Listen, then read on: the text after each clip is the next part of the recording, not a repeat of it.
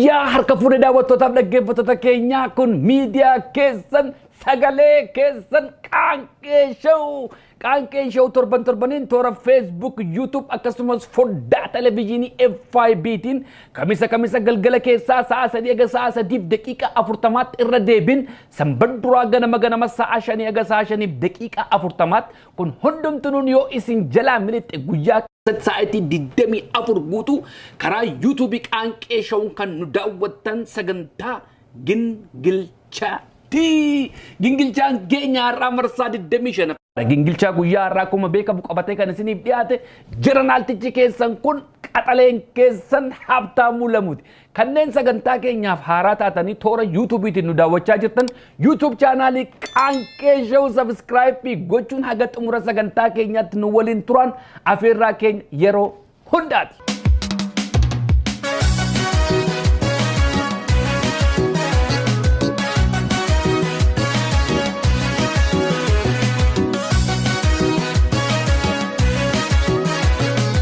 Daawwattootaaf dhaggeeffattoota keenya gingilchaa keenya marsaa 25ffaa turban kanaa kan waggaa kanaa akkuma beekamu ispoonsara gochuun kan nu cinaa dhaabbate Goobanaa and Associates. Gorsa seeraa barbaaddu dhimma seeraa qabdu muuxannoo gabbataa waggoota 19 oliif horanneen hoggaas tajaajilu gammachuun keenya guddaadha. Goobanaa and Associates balaa konkolaataa, balaa xiyyaaraa, dhimma yakkaa, dhimma immigireeshinii, dhimma maatii dabalatee dhimmoota seeraa kamuu irratti tajaajila ni kennina. Waajjirri keenya inni muummeen St. Paul Minnesotaadha. Teessoon 2147 University Avenue West Suite 117 St. Paul Minnesota.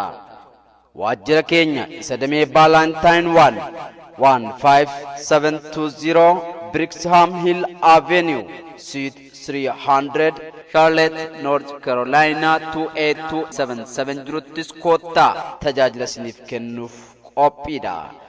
Tajaajila seeraa nuti kenninuuf maamiltoonni keenya ragaadha. Lakkoofsi bilbilaa 1888 Goobanaa 5 yookaan immoo 1888 4623625 Goobanaa and Associates. Goobanaa and Associates sagantaa keenya gingilchaa 25ffaa sponsora gootaniif kabajaaf ulfina guddaa isiniif qabna. Hawaasni keenya biyya Ameerikaa magaalaa isteeta feetan keessa jiraattan dhimma seeraa yoo qabaattan gorsa seeraa yoo barbaaddan biyya Ameerikaa keessatti afaan keessan afaan Oromootiin tajaajila argattu. Balaa konkolaataa, balaa xiyyaaraa, dhimma maatii, dhimma immigireeshinii, dhimma yakkaa kamiifiyyuu Goobanaa and Associates lakkoofsi bilbilaa 7888 Goobanaa 5 yookiis 1888 Goobanaa and Associates.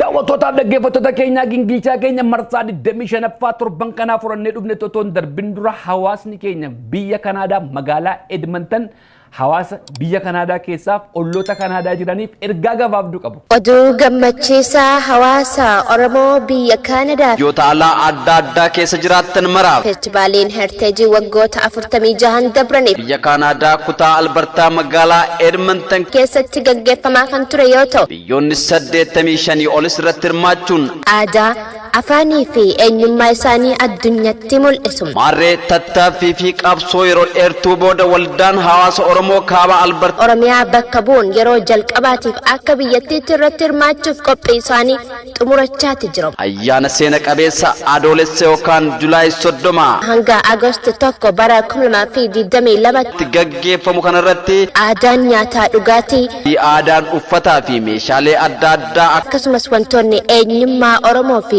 Oromiyaa calaqqisan ni dhiyaatu. maanguddoonni hawwan qeerroo fi qarreen magaalaa Edmonton ayyaana guddaa kanarratti Oromoo fi Oromiyaa guddisanii mul'isuuf sochii addaatti jiran. kanaaf Oromoonni biyya Kanaadaa fi biyyoota alaa adda addaatti argamtan yeroo boqonnaa yookaan vaakeeshinii bara kana magaalaa Edmontonitti akka dabarsitan hawaasni Oromoo magaalaa Edmonton kabajaa guddaan isin affeera. huccuu aadaa keessaniin faayamaa bareedaa koottaa guyyaa seena qabeessa kana nu waliin dabarsaa. Oromoo fi Oromiyaa addunyaa waliin haa beeksifnu. Waldaa hawaasa Oromoo kaaba Albertaa guddaa magaalaa Edmond. Horaa bulaa deebanam. Daawwattootaaf dhaggeeffattoota keenya ergaan hawaasa keenya magaalaa Edmonton kana fakkaata. Heritage Festival waggaa 45 oliif magaalaa kana keessatti gaggeeffamaa kan ture biyyoota 85 oltu irratti hirmaachuudhaan aadaa fi eenyummaa isaanii beeksifachaa turanii waggaa kana bara 2022 kana immoo Oromiyaan itti dabalame biyya 86 ta'uudhaaf deema. Maarree hawaasni keenya waamicha guddaa isiniif godhaa jiru. Namoonni dhufuu dandeessan yoo jiraattan biyya Kanaadaa kana keessa jiraattan akkasumas ollaa jirtanii maaloo kottaa irratti nuuf argamaa isiniin jechaa jiru. Waan baay'ee irratti qooda fudhachuu dandeessu.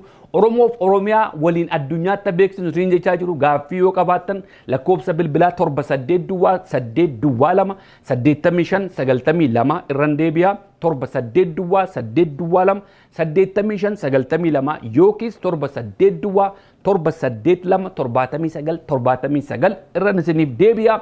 78 duwwaa 782 79 79 bilbilaa fi maaloo nurraa nafinaa isiniin jechaa jiru. Julaay 30 hanga Ogosti 1tti magaalaa Edmonton keessatti wal agarru isiniin jedhu.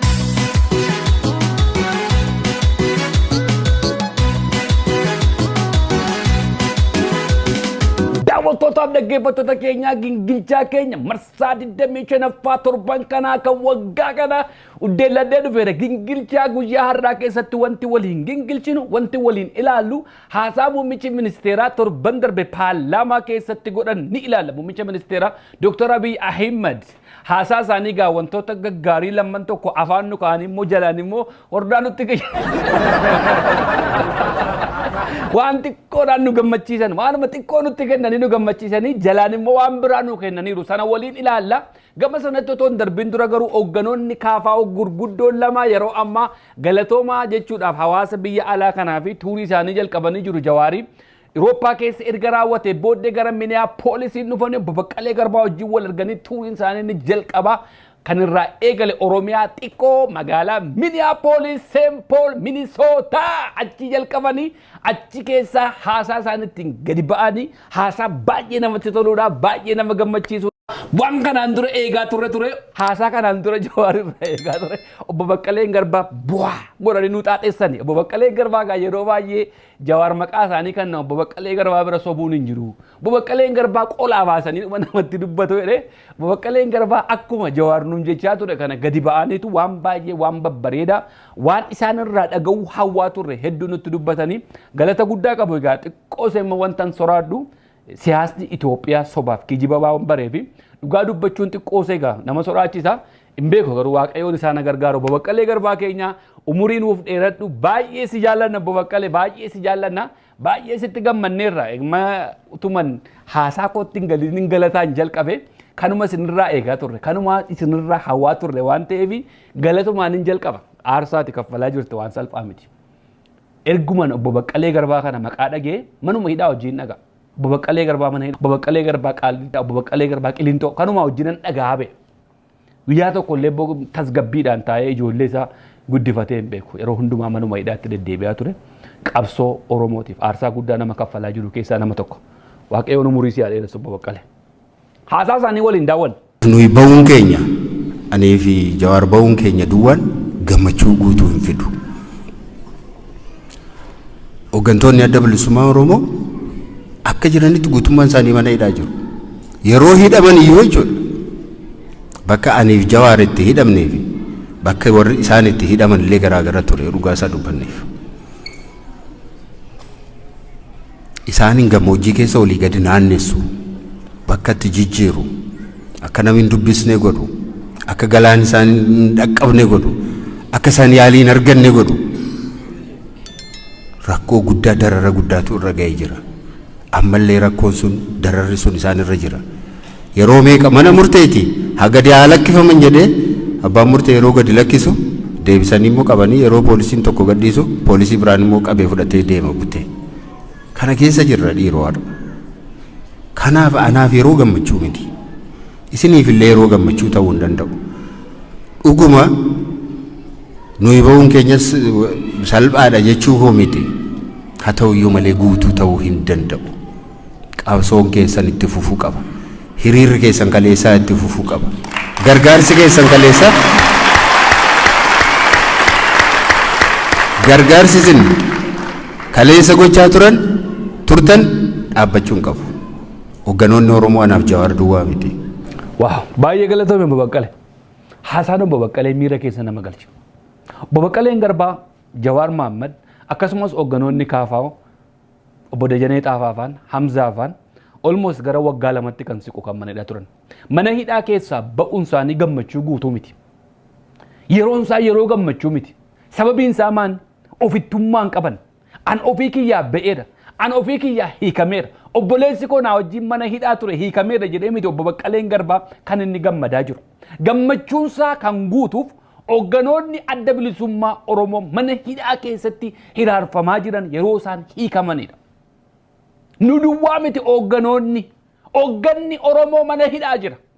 Mana hidhaa keessatti tajaajila aniif Jawaar argachaa turellee kan argachaa hin jirre gammoojjii keessa isaan marsaa kan turan namillee dhaqee isaan daawwachuu kan hin dandeenye nyaata barbaadan illee nyaachuu kan hin dandeenye mana hidhaa keessatti hiraarfamaa jiru. Kanaaf qabsoon kaleessa yeroo nuti mana hidhaa turre isin godhaa turtan hiriira akkuma kaleessa ba'aa turtan har'a callisuun qabdanii dhiiga keessan qaama keessantu mana hidhaa keessa jira. Nu duwwaa miti hoogganni Oromoo hooggana hedduutu mana hidhaa jira waan ta'eef gargaarsi kaleessa godhaa turtanii fi qabsoon kaleessa gochaa turtan har'as itti fufuu qabaa jira. Kana hoogganarraa wanti jedhu. Ofittummaa akka hin qabne Obbo Baqqaleen Garbaa. Ofittummaa akka hin qabne hoogganoonni KFO. Jaalala Oromummaa adda bilisummaa Oromoo isaaniifis obboloota isaaniiti. Akka ala kana adda bilisummaa Oromoof KFO'n yaada adda addaa qabanitti ololli oofamu kun hoogganoota KFO bira hin jiru. Nuti kan dhageenyuun qaama sadaffaarraa dhagaa jirra. Hogganoonni KFO har'a mana hidhaatii ba'anii Noorz Ameerikaa keessa naanna'uu isaanii, Irooppii keessa naanna'uu isaanii miti kan isaan gammachiisaa jiru. Gammachuun isaanii kan guutuu fi gaafa hogganoonni adda bilisummaa Oromoo akka Jaalle Abdii Raggaasaa fa'a mana hidhaatii hiikamanidha. Maqaan isaanii baay'eedha. Hunda isaanii maqaa waamee fixuu hin danda'u. Nuyi kaleessas gaafa ijaaramne waan ittiin ijaaramne jalqaba mataa keenya maqaa keenyaatti jalqabee beekamaadha. Kanas jala mureessuun itti himuun barbaadu. Nuti Koongireesii Federaalawaa Oromoo jedhamnee waamamna. Dhaabbi keenya har'a otoo hin taane gaafuma jalqabee mala qabsoo isaatiis lafa kaawwatee jira. Garamitti akka deemus lafa kaawwateeti jira jechuudha. Akka baay'ina keenyaatti akka teessuma keenyaatti akka risoorsii keenyaatti ofii keenya bulfachuu danda'u mirga kana gonfachuudhaaf falmachaa jirra. Garba namaa ta'uudhaaf falmaa hin jiru. Baay'ee galatoome babaq ulfaadhu.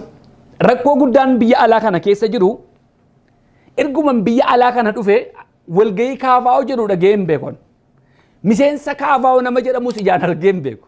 Hoogganni KFO dhufe waan jedhusi biyya Kanaadaa kana keessatti argee hin beeku. Tarii Minneapolis fa'aa keessa jiraachuu danda'a. Kanaaf waa'ee akeekaaf kaayyoo KFO hin beeknu. Nuti kan barre qaama sadaffaa irraa barre. Akka biraatti nutti maa turan waa'ee KFO. Warri KFO akka kana uummata keessa deemanii akeeka isaanii kaayyoo isaanii nutti himne. Wanti nuti qaama sadaffaa irraa dhageenye waan biraa ture. Har'a garuu Obbo Baqqaleen Garbaa nuti hundeeffama keenyarraa iyyuu kaasne. Maqaa keenyas yoo agartan nuti uummata keenyaaf malee garba eenyuuf iyyuu ta'uuf miti kan qabsa'aa jirru jedhan. Oromoon akka seen mootummaa Oromoo ijaaruuf qabsoomna malee nuti garba namaa ta'uudhaaf miti jedhan. Qaama sadaffaarraa waa'ee KFO wanti dhageenye waan biraadha. Har'a garuu hogganoonni KFO akka kana hawaasa keessa dhufanii kaayyoo dhaaba isaanii nu barsiisuu isaaniitti jijjiirama guddaa irratti argaa jira. Kanaaf waan kanatti jabaadhaan isiniin jedhu Obbo Baqqee keenya. Mootummaa Oromoo ijaaruu barbaanne amma Jawaar dubbateera. Mootummaa mataa keenya kan Oromootiin hoogganamu kan risoorsii Oromoo tiksu kan biyya Oromoo tiksu kan nagaa Oromoo tiksu kan daangaa Oromoo tiksu kan akkasii ijaaruu barbaanne. Mootummaa butute impaayera butute jala barcuma qabuudhaaf miti KFO'n kan ijaarame. Kanamni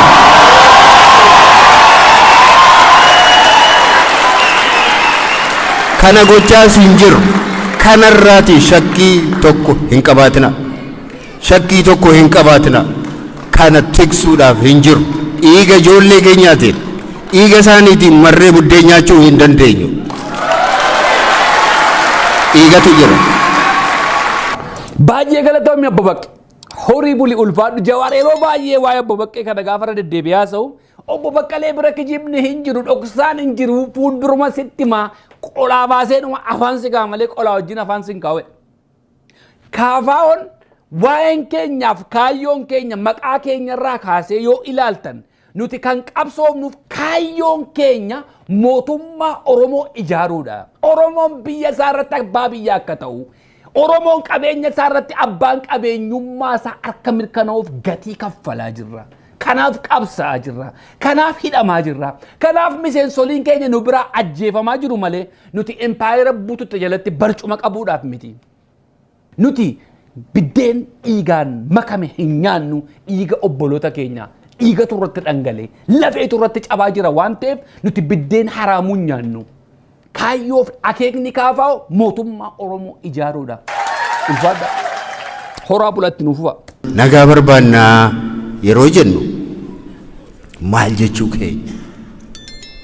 Mootummaatti maa jirra dha? Nagaa buusi uummata kanaaf. Uummata kana hin dararina.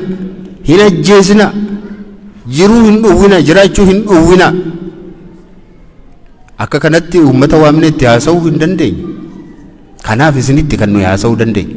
Waa'ee nagaa isinitti himuu dandeenya. Yeroo isinitti himnu mootummaan haa dhaga'uudha malee isintu jeeqaa jira jechuu keenya miti. Uummatatu jeeqaa jira jechuu miti.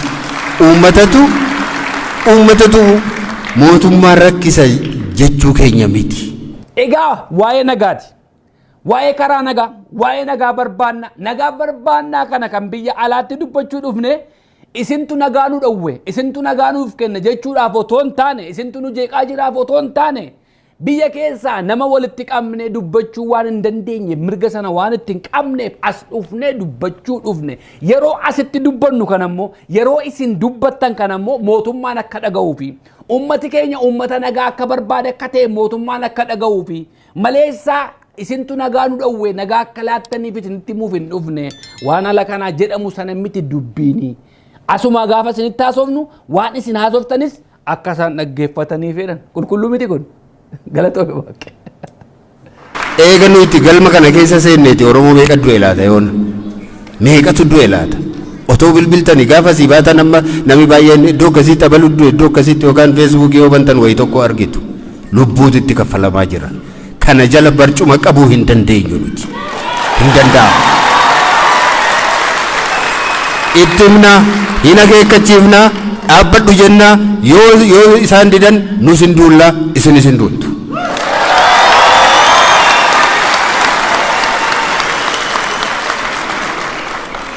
Galatoomii Obbo Baqqee. Kanatti wanta dabalu tokkitti hin qabu. Qulqulluu nama sammuu banaatiif haasaan kun hin gala. Waan biraatti dabaluun nan barbaachisu garuu waa tokko jechuu barbaada. Yeroo Jawaar Irooppii kana keessa naanna'aa ture ololli sooshaal miidiyaa kana keessa dhukkeerraa ka'aa ture impaayirri bututtuu jalatti barcuma qabuudhaaf tattaaffachaa jira. Kana gochuudhaaf deemu Jawaar haasaasa ciccimaa akkasii kana Obbo Baqqaleetti dabarsee tonni waan godhu godhaama ture. Unuma dhaggeeffatee nama darbaa ture. Obbo Baqqalee Garbaatu Oromiyaa xiqqootti dhoosuudhaaf deema waan kana. Amma immoo isa Obbo Baqqaleen Garbaa waan kana dubbatan immoo isa kaleessa warri Kaafaa'oo akka gochuudhaaf deemuudhaan immoo sanaddumaa dhiisanii amma maal gochuuf tattaaffachaa jiru. Jara kana lamaan addaan baasu. Obbo Baqqaleedhaaf Jawaarii addaan baasu. Warra waliin waggaa lama mana hidhaa ture. Warra waliin socho'aa jiru. Warra carraa waliif kennee maayikii waliif kennu. Warra wal gorsee walii wajjin socho'u kan ammoo addaan baasuuf tattaaffanna. Maa hamma kana tattaaffannu jara kan akka isaan tokko ta'an haasaan isaanii akka tokko ta'uuf illee maaliif irratti hin dalagu? Dirqamummaan addaan baasu, waanuma hundumaa addaan baasu, koominitii addaan baasu, dhaaba addaan baasu, namoota addaan baasu, cherchii addaan baasu. Addaan baasu dhumatti rakkan. Maalumaaf iyyuu akkas dhamaana naagaluu ni deeman. Kun abaarsa guddaadhaaf. Abaarsa guddaadhaaf. Kaleessa lamman isaanii walitti dhaabu. Kaleessa lamman isaanii tarrafamu. Jarri kun empaayirittii bututtuu kana suphuudhaaf rakkatu. Lak nuti jedhan Obbo Baqqaleen Garbaa. Ani hin jenne nuti Kaafaa'oon nuti aniif Jawaar empaayirii bututtuu jala barcuma qabuudhaaf miti. Dhaabni keenya empaayirii bututtuu jalatti barcuma kaa'uudhaaf miti. Gaafa isaanii man immoo I feel bad, man. waladdachuutti kaade. Isinii fadhiisu. Kanaatiif national dialogue yeroo jennu nuyi waraanni bilisummaa Oromoo, waraanni TPLF, mootummaan taa'anii dura haa mari'atan. Waraana dhaabuu irratti walii haa galanii jenna. Kana jechuun qawwee keessan kennaa jechuu keenya miti. Qawwee kennaa hin jenne nuti. Qawwee keessan kennaatii taa'aatii mari'adhaan jenna. Qawwee eega kennanii marii maalii barbaachisa? Marii hin barbaachisu eega kennan. Kanaatiif lafa jirtan jiraadhaatii waan qabdan qabadhaatii taa'aatii mari'adhaa. Egeree biyya kanaa irratti taa'aatii mari'adhaatii murteessaa.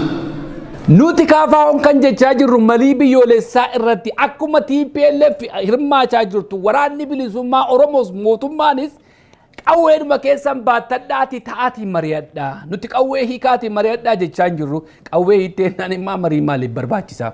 Qawwee keessan akkuma qabdan itti qabaattanii akkuma baattan itti baattanii hidhannoo keessan guutuudhaan teessanii mari'adhaa. Furmaata kennaa waa'ee nagaatiif. Furmaata kennaa waa'ee biyya keenya. Lola dhaabuu irratti walii galaa. Lubbuutu itti badaa jira. Taa'aatii mari'adhaa jechaa jirra. Kana kan jechaa jirru qaama tokko keessaa hambisnee otoo hin taane qaamni hidhatee jiru hundumtuun bakka tokkotti dhufee mari'achuu qaba. Kamiin iyyuu keessaa hambisuun gaarii miti jechaa jirra jedhan. Galatoomaa Obbo Baqqee. Mootummaan immoo TPLF wajjiniin nanaasaa garuu waraana bilisummaa Oromoo wajjiniin hin haasa'uu jechaa jira. Nu immoo maal jenna? Haasa'uun dirqama.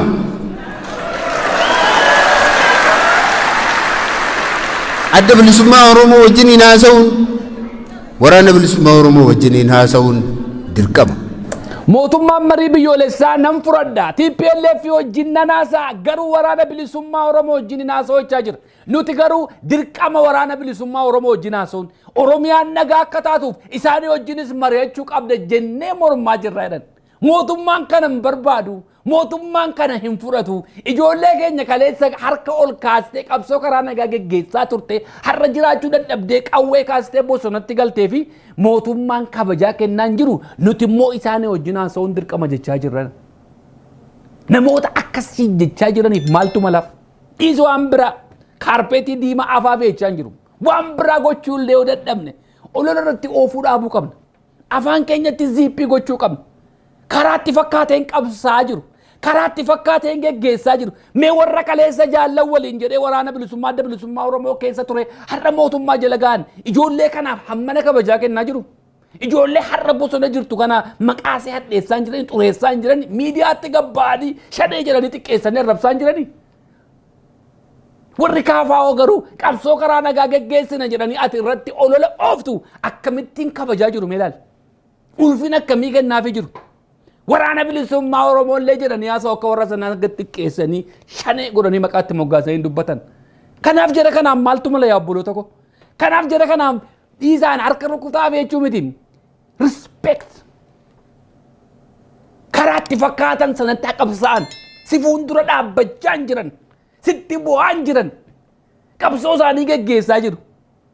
Mootummaa Oromoo ijaaruuf tattaaffachaa jiru. Oromoon qabeenya isaa irratti abbaa biyya akka ta'uuf tattaaffachaa jiru. Qabsoo geggeessaa jiru. Kanaaf immoo Baqqaleen Garbaa aarsaatti kaffalaa jira. Baqqalee Garbaa waan jedhuuf dhageetti man jalqaba dhagaa ture mana hidhaa wajjin dhagee. Biddeen dhiigaa nyaachuun namni kun aarsaa kana kan kaffalaa jiru. Biddeen dhiigaa nyaachuun miti Jawaarii bakka bareedinaan jiraatu Lisootaa keessaa kan biyyatti gala.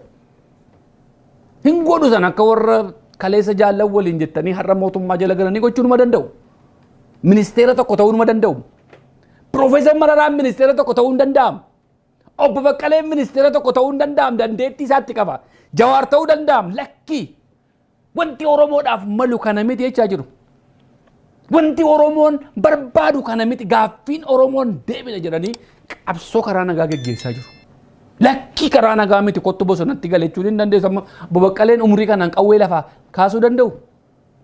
Karaa san danda'an isa kana. Anaan amma dhaqee bosonatti galee onaan jette hin danda'u. ba'aan namatti ta'a malee fiigee jalaa ba'uu hin danda'u. Sokkeera umurii. Haasaa booke. Ijoolleen achi jiran koo baay'een isaanii namoota digirii qabanidha. Namoota beekumsa qabanidha. Namoota hawwii guddaa qabanidha. Namoota abdii guddaadhaan baratanidha. Namoota gara fuulduraatti karoora guddaa qabanidha. Namoota sammuu hin qabne miti. Namoota bosona keessa taa'ee muka nyaatee agabuu buluudhaaf namoota fedha qaban miti. Garuu roorroota achitti isaan geesse. Roorrootu isaan galche bakka sana. Hedduu galatoome baqa. Ijoollee har'a qawwee kaastee bosona galte waraana bilisummaa Oromoo kana namni meeqa arraba irratti dhiqatu kan namni meeqa maqaa isaan xureessu kan kabajamaan keenya babaqqeen kan akkasitti maqaa waame haasa. Ijoolleen kun jaallattee miti. Ijoolleen kun dirqamteeti. Ijoollee biyya geggeessuu dandeessu, ijoollee biyyaan deemuu dandeessu, ijoollee barumsa qabdu, ijoollee qaroodha har'a kan qawwee kaase roorroota akkas isaan godhe maleessa nagaan jiraachuu jibbanii miti. Kashalabbee miti, hattuu miti, saamtuu miti. Roorrootaaf qawwee lafaa kaasan jedhee nama si haasa'u, nama ulfina kenneefi nama isaa qabsa'aa jiru, nama isaaf qawwee lafaa kaaseef kabajaa kennee haasa'u kana ati immoo akkamittiin tajaajiltame gaaffii.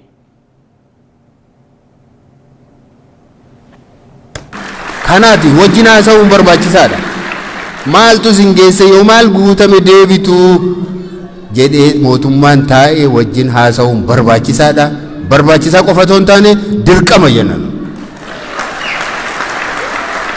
Dirqama. Yoo kana ta'uudhaa baate namuu waraana bilisummaa Oromoo ta'uudhaaf jira dhumarratti.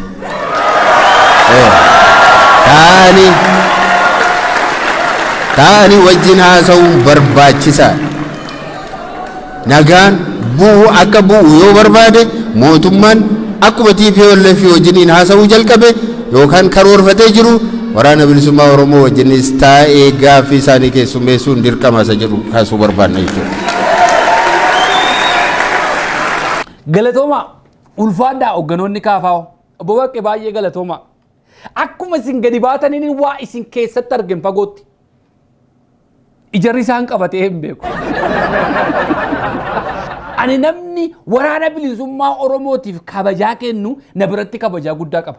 It doesn't matter what ijoollee sana baay'een jaalladhan. Maaliif lubbuu tokkittii qabdu nama sii kennu. Dhiisaa waan amma maqaa isaaniitiin goggodamu. Waan ala kana Facebookii keessaa iddoo akkasitti maal godhanii sana dhiisaa. Kaayyoodhumatti nama ajjeesuuf bosona hin galan. Maqaa isaaniitiin waan baay'ee godhama. Tarii isaanis aaranii waa gochuu danda'u. Garuu kaayyoon isaanii jalqaba manaa isaan baase kashalabummaadhaa fi hattummaadhaa fi saantummaadhaa fi miti. Namni ijoollee kana kabaje egaa na biratti kabajaa qaba. Kanaafis hin kabaje. Horaa bulaa ulfaadhaa. Ani hin beekon kaafaa walga'ii isaanii keessas taa'ee hin beeku. Waajjira isaaniis dhaqee hin beeku. Obbo Baqqee kana ijaan argees hin beeku. Garuu waan keessatti argala fagootti. Hoogganoota kabajamuu qabanidha. Warra nuun deemuu danda'anidha. Hatattaaffatan haa hojjetanii qabsoo karaa nagaa geggeessaa jiran sana itti fufan itti gufuu ta'uu dhiisuurraa of eeguu qabna. Haa dandeenya sagalee haa taanuuf yoo dandeenya cinaa dhaabbannu. Ijoollee bosonatti galte kanaa wajjin mootummaan haasa'uun dirqama jedhan. Kana achi yoo deemmoo hundumtuun bakka sanatti galuunsaa nafu. Mee ጠቅላይ ሚኒስትሩን ሞዴን ገደም ፓርላማ አራት ማል ጀደን ሰደሞ ወሊ እንዳወና አሁን ሸኔ የሚባል ከሪፎርም በፊት 4000 5000 የሌለው በየወሩ 1000 2000 እየተማረከ የተገደለ የሚፈለፈለው ኬት ነው ሪሶርሱ ጋፊ ሙምቺ ሚኒስትር ኢትዮጵያ ዶክተር አብይ አህመድ ፓርላማ ከሰት ጋፈተኒፍ waraanni bilisummaa Oromoo gaa isaan shanee jedhan waraanni bilisummaa Oromoo riiformii dura waraana kuma afurii aga kuma shanitti kan hin qabne erga riiformii kana asitti garuu erga riiformii kana asitti baatiitti kumi tokkorraa ajjeefame kumi tokkorraa booji'amu kun inda inqulaali የተፈለፈሉ የሚለቀቁ ከየት ነው እንጀረኒ ክኖ ቪዲዮ kan dhaggeeffadhaa ጠቅላይ ሚኒስትር qeerroon kaleessa akka intarhaamuutti roonni lakkaa'ame akka sanyii duguugduutti lakkaa'ame galati silaati galata galfachuun nurra ture galata sanas dhabe hojiis dhabe barumsas dhabe ulfinas dhabe deebi'aa akka hattuutti akka shiftaatti ilaalame kanarra geenye inni jiraachuu dadhabe immoo deebi'ee waraanatti deebi'e lolachaa jira har'as. Mana isaa keessa jiraachuu hin dandeenye. Biyya isaa keessa jiraachuu hin dandeenye. Barachuu hin dandeenye. Qotee jiraachuu hin dandeenye. Hojii hojjechuu hin dandeenye. Kanaatiif waa inni gochuu danda'u bosona dhaquudha. Maadhaxxee namitti hin jedhu hin jiru. Dhiibamee dhaqe. Dhiibamee dhaqe. Waan godhuu dhabe. Maal godhe namni yoo manni isaa gubate fakkeenyaaf. Kanumti nu wajjin mana hidhaa ture kan nuti beeknu nama baay'eetu jira. Abbaan hidhame, ilmi hidhame kan wajjin turan. Gaafa mana hidhaatii ba'anii abbaa sin hidhu deebisanii ammoo ilma hidhu hojiidhaa hin ari'u gaafa waan godhan dhaban dhufanii nagaa nutti dhaamanii nuyi hin deemne hidhaas hin dadhabne lafa jiraan nus hin qabnu mana isaanii irratti gubannu marratti. Amma nama kana ammaa bosona dhaxxee namitti hin jedhu jira.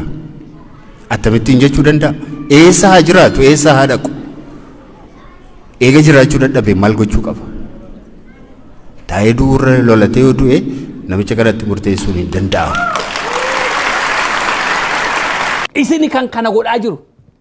Isintu hiraarsaa jira ijoollee. Isintu gidirsaa jira ijoollee. Jiraachuu dadhabde ijoolleen. Barachuu dadhabde ijoolleen.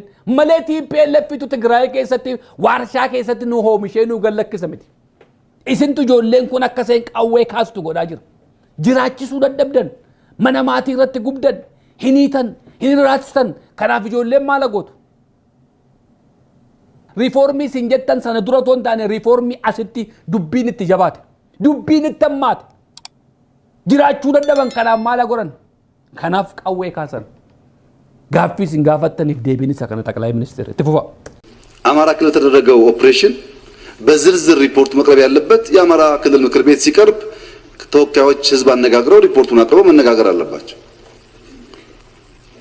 እኔ ባልመራሁት ኦፕሬሽን በዝርዝር ይሄን ያ ነው ምሎ አይደለም። ሪፖርት ሰምቻለሁ፣ ቅር ሰምቻለሁ፣ ሁኔታውን አውቃለሁ። ግን ልክ የፌደራል መንግስት እንደሚመራው እንደሚወራው አይነት ተደርጎ የቀረበው ስህተት ነው። የአማራ ኦፕሬሽን አማራ ይመራዋል፣ የኦሮሚያ ኦሮሚያ ይመራዋል፣ የቤኒሻንጉል ቤኒሻንጉል፣ የሶማሌም ሶማሌ ይመራዋል። ኦፕሬሽን ናኖ አማራ keessatti geggeeffame an ibsa irraa kennuu hin danda'u. Wanta sanarraa ibsa kennuu kan danda'u mootummaa naannoo Amaaraati. Kan waa'ee Oromiyaas akkuma kanaa. Kan waa'ee Benishaangulis akkuma kanaa. Nuti warri federaalaa waan sana keessa galleen dubbannu. Waa'ee sanarraa ibsa kennuu hin dandeenyu. Hammanatu du'e, hammanatu booji'ame jechuu hin dandeenyu. Garuu immoo baatiitti kuma tokko booji'ama, baatiitti kuma tokkotu ajjeefama nuun jechaa jiru. Sana duwwaa moo miti? Akkasuma nuun jedhan. በዚህ ሁለት ወር ተኩል ሲግኒፊካንት ኦፕሬሽን የተካሄደው ኦሮሚያ ክልል ነው። ኦሮሚያ ክልል ከ1000 ሰው በላይ የሸኔ አባላት ተገለዋል። በሁለት ውስጥ በብዙ ሺህ ተማርከዋል።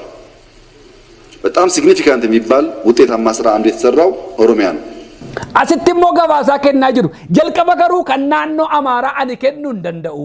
Gabaasaa opereeshinii gaggeeffamaa jiru kanarra ani haasa'uu hin danda'u. Kan Oromiyaas akkuma kana naannoo sana turraa haasaa. Kan Benishaangulis isaanuma turraa haasaa malee ani federaala keessa taa'e warra kanarraa ibsa kennuu hin danda'uudhaan kan Oromiyaa irraa immoo dubbachaa jiru. Kan Oromiyaa immoo ibsa nuu kennaa jiru. Oromiyaa irraa nama hammanatu du'e jedhanii nuu ibsaa jiru.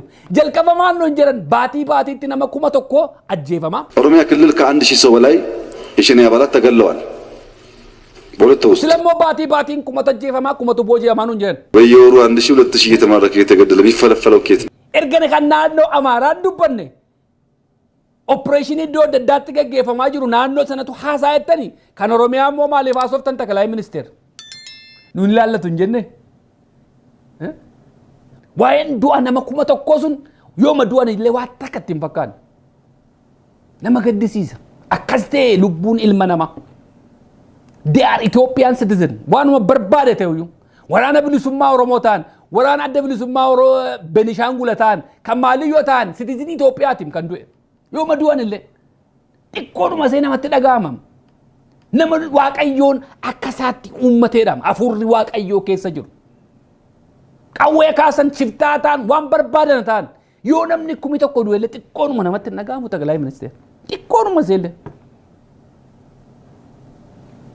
አማራ ክልል እናቶች መተኛት አይችሉም። ማታ ማታ ልክ እንደ ጨቢ ነው በቃ ጥይት ሲንጣጣ ነው የሚያድረው። በየከተማው ልክ ምናመርት ይመስል በዶላር የማይመጣ ይመስል ጠላት ጎኑን ተቀምጦ ተከብብ ያለው እያለ ዝም ብሎ ሲተኩስ ነው የሚያድረው። ሰው ይጨነቃል። የወጣ ልጅ ካለ ይጨነቃል። ይሄን ደግሞ እናንተ በደንብ ታውቁታላችሁ። ናኖ አማራ ዱዋ miti kun naannoo oromiyaas kan garuu isaan baay'ee kan dhiphatan waa'ee naannoo amaaraati. Gabaasaa kan isaan kennuun barbaanne waa'ee naannoo amaaraati. Waa'ee haadholii naannoo amaaraa duwwaa dhiphatu. Oromiyaanis kanuma keessa jiraam xaqalaa ministeer. Gujiin kana keessa jiraam. Shawaan dhiyaa kana keessa jiraam. Wallaggi kana keessa jiraam. Haadholiin keenya kana keessa jirum xaqalaa ministeer. Waa tokkitti isinitti fakkaanne waa'een isaanii. Hundumaa ija tokkoon utuu ilaaltanii gaarii ture. ፋኖ ለአማራም ለኢትዮጵያም ኩራት ነው። ምን ጥያቄ የለው። በጀግነት ተዋግቷል። በጀግነት ይዋጋ ወደፊትም።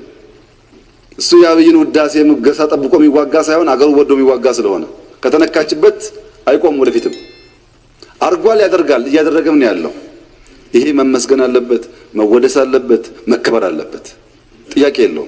ፋኖ ጠቅላይ ሚኒስትሩን ጀደንኩ ወረ ከሚዛን ወረ ጉያ ሳፋ ኮንኮላታራ nama busee xiitii namatti naqaa jiru kana warra daangaa darbee ummata keenya daangaa irraa buqqisu warra walloo keessatti nama fixaa jiru warra gujii keessatti daangaa darbee saba keenya ajjeesaa jiru warra wallagga ba'aa keessa naannoo horrootti daangaa darbee ummata keenya fixaa jiru warra kana warri ጠቅላይ ሚኒስትሩን nu faarsaa jira immoo faannoo biraa jira zamachaa minilik jedhanii addatti kaa'atanii warra kana gootummaadhaan warri isin nu faarstan moo faannoo biraa jira.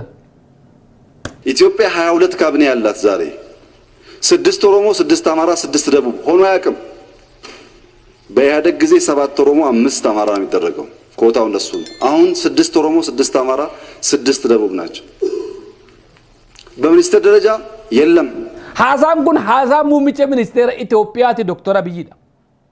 Bara Ihaadig keessa otoo muummichi ministeera ammaa kun aangootti hin dhufini Oromoon kaabinee 7 qaba ture.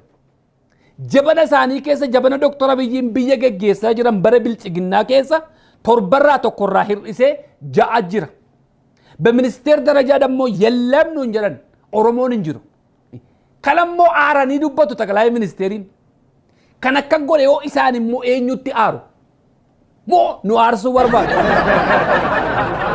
ኦፊሳኒቲ ከነ ጎዳን ሞቱማ ሳኒ ከነ ጎዳ ጅራ ኦሮሞ ኢሰኒ ዱር ቀቡር ላለ ገዲ ሂርሰኒ ጅሩ አከባይነ ሳቲት እንጅሩ ኦሮሞን አከ ጉድነ ሳቲት እንጅሩ ኦሮሞን ሰብደኔሱማን ሱን እንጅሩ kanaaf immoo aaranii dubbatu ጠቅላይ ሚኒስትሩን eenyuun akkasin komattanii walii wallaalem moo nutaatan silaaluuti aarree dubbachuu qabnu isintu aarree dubbachaa jira isaan nuti isin komachuu qabnu isin immoo achiis ummata komachaa jirtu ta'e walii gallaale meetti bufa አስፈጻሚ ሁለት ምክር ቤት የፍርድ ቤት ፕሬዝዳንትና የሀገር ፕሬዝዳንት ቆጥረን ስናይ ተረኝነት አይታይም የለም ተረኝነት በሁለቱ አፈ ጉባኤዎች በፍርድ ቤት ፕሬዝዳንት በሀገር ፕሬዝዳንትና ጠቅላይ ሚኒስትር አንድ ኦሮሞ ነው ያለው ስለዚህ ተረኛ ሊሆን አይችልም በሀገር ፕሬዝዳንትና ጠቅላይ ሚኒስትር አንድ ኦሮሞ ነው ያለው ተክቲም ትዩ ኢሳኑማ ከነስ አራኒ ዱበቱም ጠቅላይ ሚኒስትሩን ኤኙ ተከስን አርተን ይወላለም ኦፊ ከሰኒ ከነ ጎተንም ጠቅላይ ሚኒስትር ኢስንቱ ከነ ጎደም ዋኑማ ኦሮሞን ከነ አንድረ ቀቡላሬ ሂርሳ ጅርቱም ኦሮሞን ጥቄሳ ጅርቱም ሐመ ጉድደ ሳኒቲ አንጎ ከናፊለን ጅርተኒም ሐመ በልነ ከኛቲ ኦሮሞዳፍ ከናን ጅርተኒም ከነሞ አርተን ዱበቱ ኢሳን ገመቺሱዳፍ ኢሳን ከረቲን ገመደን አበደን ገመደን ዋን ኢስን ጎተን ከረቲ ሲንራን ገመደን ኢስሮፉማ ኦሮሞ ራሂ ሳደምቱ ኢናሪና ሞ ጠቅላይ ሚኒስትር ዱባ አየር መንገድ ኤክስኪዩቲቭ የሚባለው ማኔጅመንት ላይ ያለው አየር መንገድ የሚመራው 74% አማራ 5% ትግራይ 5% ኦሮሞ 16% ደግሞ የተለያዩ ብሔሮች ደቡብና ብሔሮች አሉበት 5% ነው ኦሮሞ ኤክስኪዩቲቭ ላይ ያለው ዳንዲ ጥያራ ኢትዮጵያ ከሳ ኦሮሞን ሐርከሸን ዱዋዳ ወሪ አንጎረ ጅረን ኦሮሞን ሐርከሸን ዱዋ ከነጋ የሮ ደርቤ ሰገንታኪ የረቲ የሮ ለመሰዲ ፊዴራ ዋይ ኢንጂነር ተሊላ iseeduma harka shanii kun oromoodhaaf himmalu irratti bobba'aa turan wanti isaan hin godhin jiru achi keessa isa baasuudhaaf wanti isaan hin godhin jiru olola irratti oofaa turan harka 75 fudhatanii harka 5 iseeti qabdu sirkatti buutuudhaaf waraabessi tokko jira foon guddaa of jala kaa'ee isa kana dhiisee isee xiqqoo nama harkatti buutuudhaaf kan tattaaffatu akkuma kana kan godhaa ture eenyudha ጠቅላይ ሚኒስትሩን aangoo kanaan qabanii ummanni oromoo waan darbaan barbaanne ummanni oromoo kan biraan barbaanne wooma isaaf malu barbaadem addunyaa irratti namni waan amalu duwwaadhuma naa kenni jedhee karatu Oromoo duwwaadham. Kan kee naa kenni miti. Darbaa naa kenni miti Oromoon kan inni jedhu yeroo hundumaa. Wooma naa malu akka baay'ina keenyaatti akka guddina keenyaatti waan nuuf malu dhabne malee jibbiinsa Itoophiyaan qabnu jedhee karatu Oromoon. Lakkii innumti kan harkumti shan kun Yuusuf hin maluudhanii harkaa butuu barbaadu. Kana sirreessuu dadhaban irree ጠቅላይ ሚኒስቴር eenyuun akka isaan komatanii wallaale. ግብርናን ጨምሮ በጣም ብዙ ግብርና ውስጥ ኦሮሞ ይበዛ ስለሚባል ግብርናን ጨምሮ በ22ቱ ሚኒስትሪ ኦሮሞ ሁለተኛ እንጂ አንድም ቦታ አንደኛ ቁጥር የለውም። አንድም ቦታ ይህ የተጣራ ፋክት ነው። ሄዳችሁ ሲቪል ሰርቪስ ከሰዓት ማየት ትችላላችሁ። በስልጣንም የለም በሰራተኛም የለም። እንኳን ትርፍ ሊወስድ የሚገባውን አላገኘም። ኦሮሞን በከ ከሚትዩ ta'e hojjetaanis ta'e aangoon ta'e sadarkaa tokkoffaarra hin jiru. Sadarkaa tokkoffaarra hin jiru yeroo hundumaa lammaffaarra jira. Garuu ummata bal'aa ummata guddaa ummata biyya keessatti baay'inaan tokkoffaadha akka Itoophiyaatti. Bakka isaaf malullee hin qabu. Lafti Oromoon baay'inaan jiru yoo jiraate mana hidhaa duwwaadha. Aangoorra garuu baay'inaan hin jiru. Kanammoo ጠቅላይ ሚኒስቴሪን Dr. Abiy Ahmedtu aaranii dubbatu. Maaliif raawwachuu dadhaban? Kaabinoota kana kan muude eenyudha? Warra aangoorra jiran kan aangoorra kaa'e eenyudha? Qawweedhaan dhufanii aangoorra ta'anii? Warri ministeeraa qawweedhaan naqadachira ta'anii? Kana eenyu godhe ጠቅላይ ሚኒስቴሪ godhe? Maaliif gaa kun hundumtu nun? Waay? Maaliif gochuun barbaachisee maaliif immoo komatu? Eenyuun immoo komatu? Naagaluu hidden moo pirezidaantittii komatu? Tuufaame ጠቅላይ ሚኒስቴር አዲስ አበባ ላይ ከፍተኛ ኦሮሞ ጠል ኃይሎች ኦሮሞን የሚጠሉ ግን ኢትዮጵያ ውስጥ መኖር የሚያስቡ ኢትዮጵያን የሚያስቡ ሰዎች ኦሮምኛ ተዘመረ አሉ። የግሪክ ትምህርት ቤት አለ አዲስ አበባ ውስጥ፣ ሊሴ አለ ፈረንሳይ ትምህርት ቤት፣ ጣሊያን ትምህርት ቤት አለ፣ ጀርመን አለ፣ ማሪፍ አለ የቱርክ ኢንተርናሽናል ኮሚኒቲ ስኩል አለ። ይሄ ሁሉ በቋንቋ ነው የሚዘምረው።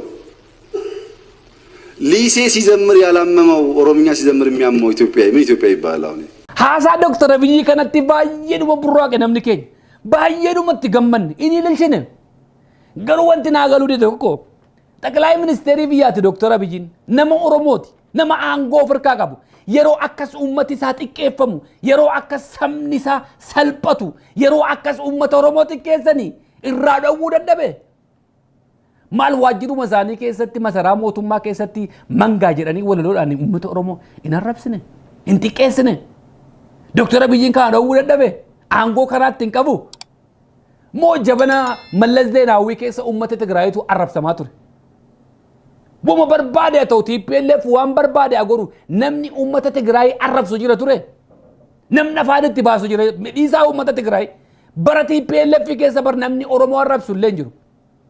Har'a garuu erga Dr. Abiyyiin gara aangootti dhufanii miidiyaan Oromoo arrabsutu baay'ate. Uummati keenya xiqqaachaa jira. Uummati keenya salphachaa jira. Uummati keenya ajjeefamaa jira. Guyyaa saafaa nama ajjeesu. Konkolaataa irraa buusanii ajjeesu. Minibaasii keessaa baasanii ajjeesu. Ambulaansii irraa baasanii ajjeesu. Wanti hin ta'in jira Oromoon. Dr. Abiyyiin kanarraa qabuu dadhabe. Aangoo qaba. Waraana qaba. Baankii qaba, taankii qaba. Mirga uummata Oromoo kabachiisuu dadhabe. Gaaffii Oromoo yoo deebisuu dhiisa. Oromoon isa dur argachaa ture irraas gadi bu'ee rakkinoo. Akka ta'an itti nu gabaasaa kennaa jiranitti. Kana immoo haaranii haasa'u ጠቅላይ ሚኒስቴሪin. Kana immoo dheekkamanii haasa'u ጠቅላይ ሚኒስቴሪin. Eenyutti kana himaa jiru? Eenyutti kana dheekkamaa jiru? Aangoo biyyattii harkaa qabu tasgabbeessuu danda'u. Wama fedhellee waa fellee uummata kanaaf nagaa kennisiisuu fi arraballee irraa dhaabsisiisuu guyyaa guyyaatti xiqqaata uummata keenya. Miidiyaan Oromoo arrabsu baay'achaa jira. Waajjira isaanii keessa warra jiran warra jibbiinsa Oromoo qaban, warra isaanitti marsanii jiran warra jibbiinsa Oromoo qaban. Jecha isaan haasa'an kanatti immoo ililchina. Kara jalaa immoo waa taakkoo nu jala ka'an. Mee viidiyoo kana mee sirriitti qalbeeffadhaa dhaggeeffadhaa. እና ኦሮሞም ላለፉት ዓመታት ሰከንደሪ ሲቲዝን ነኝ እኔ ኢትዮጵያ ሀገሬ አይደለም ብሎ ስለሚያስብ አሁን ሲፈታ አከም በስቷል። ኦሮሞን ካናን ዱረ አኒ ለሚ ብየ ኢትዮጵያ ምት ጀዴ ወንተ ያዳ ቱሬ ኤርገኑቲ ፍኞራ ሂኔ ኤርገኑቲ ብሊሳ ኢሰባምኔሞ አከም በዛ ኤውን ጀረን ኩን ኦሮሞ ዳን ጀቻ ጅሩ ኤርገ ኢሳን ኑፈኒ erga Dr. Abiy dhufanitu akkam akkamii baay'ifne durin dubbannu afaan keenya ኦሮሞ duwwaa miti itti fufa ግን አከም የበዛው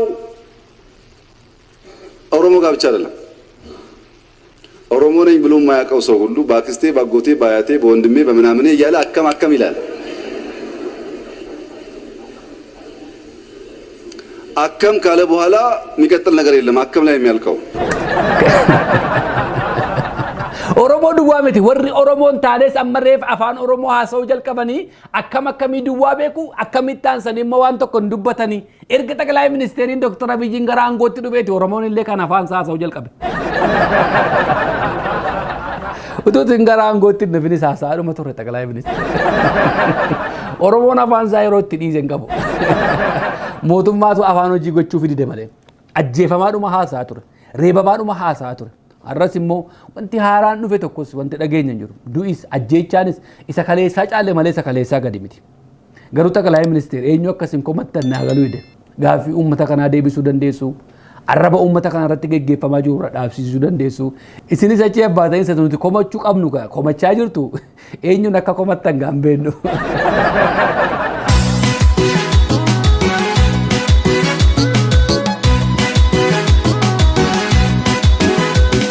daawwattootaaf dhaggeeffattoota keenya gingilchaa guyyaa irraa qabadhee isiniif dhiyaate kan akkuma beekamu ispoonsara gochuun kan nu cinaa dhaabbate Goobanaa and Associates. Gorsa seeraa barbaaddu dhimma seeraa qabdu muuxannoo gabbataa waggoota 19 oliif horanneen hoggaas tajaajilu gammachuun keenya guddaadha.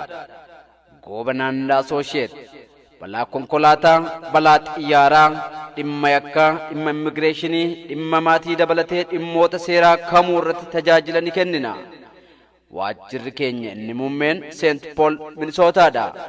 Teessoon 2147 University Avenue West Suite 117 St. Paul Minnesota.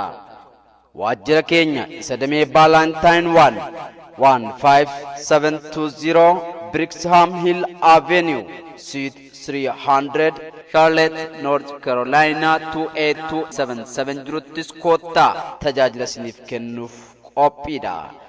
Tajaajila seeraa nuti kenninuuf maamiltoonni keenya ragaadha.